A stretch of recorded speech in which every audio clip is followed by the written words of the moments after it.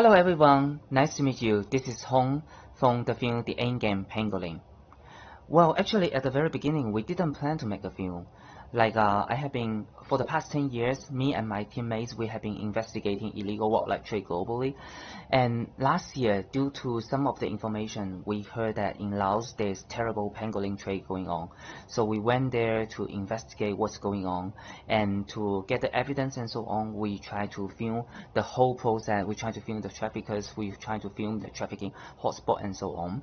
And then later on, when we try to present this evidence to the law enforcement organizations in Laos, we realized that it's very difficult to get the law enforcement agency to act. So what should we do? We try to communicate with the local civil society organizations in Laos, and they told us that maybe the best way is to utilize this material, to turn that into a film, to raise international awareness for more people to know there's terrible illegal wildlife trade going on in Laos, so that more people will take action, so that the law enforcement agency in Laos will take action as well. So that's why we turned the investigation project into a small film project, and that's why we produce this film, The Endgame Pangolin. I think the most difficult thing, I would say, well, because this documentary is relatively special, right? It's actually about investigation. So a lot of the footage, you cannot really film this openly. So to be able to produce a film like this, you need to be able to first conduct a very in-depth undercover investigation. So it was not easy to pretend to be the traffickers, to hang out with the traffickers, to get into the trafficking network, to get into the special souvenir shops, to film all these crimes that is happening out there. It's not easy, but because my teammates and I, we have been doing this work for the past many years, so we managed to do it. Tell us about managing human and financial resources of this film production. Well, actually, our investigation team is more like a volunteer team. Our whole investigation to Laos, we didn't have any external funding to support this. So it's more like my colleagues and I, my friends and I, we are just like using our own personal money to do this project with the investigation. So we don't really have any HR or financial support in terms of this project. The filming was done by ourselves, and the editing was done by one of my colleagues. She's also not a professional video editor. Actually, her major was construction engineering before, and she has been working with us on communication issues, and she just tried her best to produce this film. I would say the biggest challenge we faced was how can we capture the trafficking network, the illegal wildlife trade hotspot in this documentary.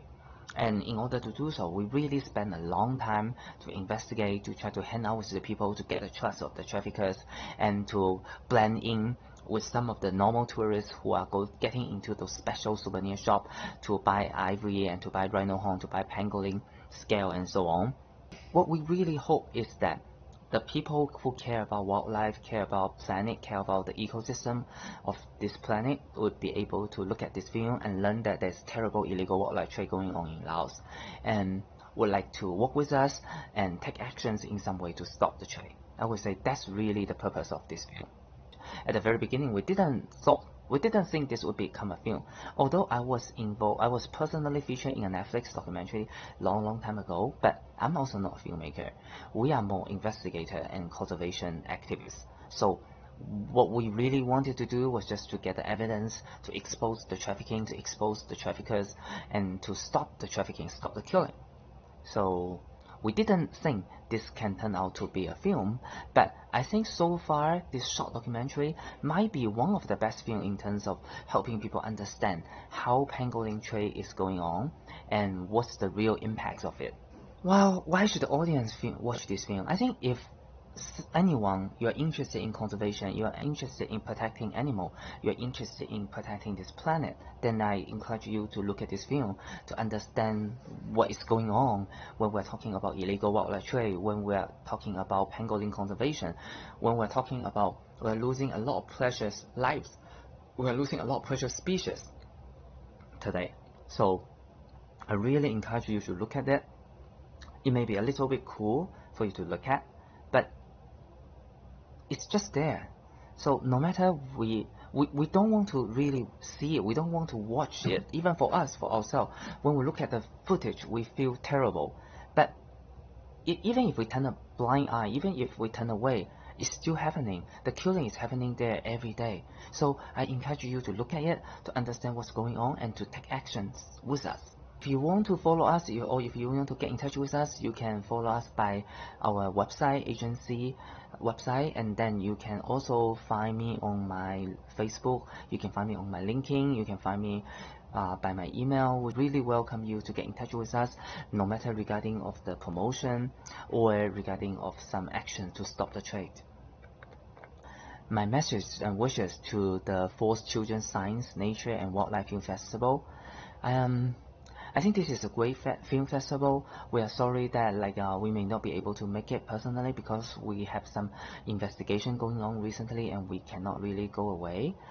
But we really wish you all the best, and I hope you get to see a lot of great film, and through this film you'll be able to see a bigger world, and then you understand more about the possibility of this world, what's going on in this world, and that may help you help you think about what you want to do in future and what you want to do with this planet. Thank you, and wish to meet you one day.